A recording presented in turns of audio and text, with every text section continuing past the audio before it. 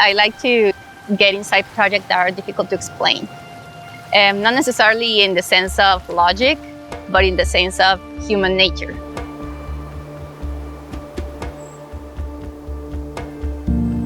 With climate change, you get good and bad days, like human life. So I want for people to understand a little bit better how climate change works, how it affects people living in places like this.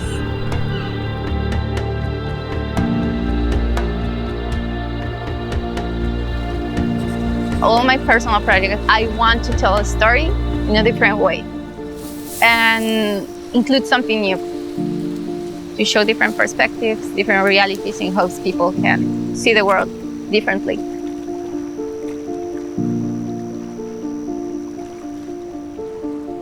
Our global actions have local consequences. I think that's important. People don't feel to worry about the change in the environment because it's not something that is like a storm or like a hurricane that only happens at once. All those stories, what they have in common is that we talk about something that is from a big scale, and then I like to squeeze them and try to tell a story from a small place. Here in Mexico or in the Caribbean in general, we're seeing an increase in the sargassum. That is a macroalgae that is totally natural, but lately has been some weird behavior from it because of different situations. So far, what I've been doing is trying to explain the situation through the eyes of people who have been living here. When you're telling a big story like climate change, you have to be able to pinpoint all the scenario, but not losing focus. The family was the main focus of this story because we are talking about also the human relationship between humans, but also the human's relationship with nature.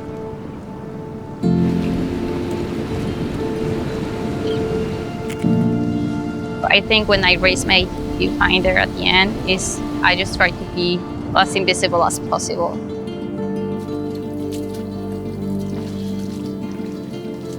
I have never used a completely digital system before, so I found it very easy to focus quick. I really like that.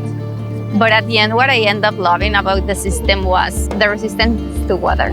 That was something that I really like, especially in this type of weather. I always had to wait for a compensation.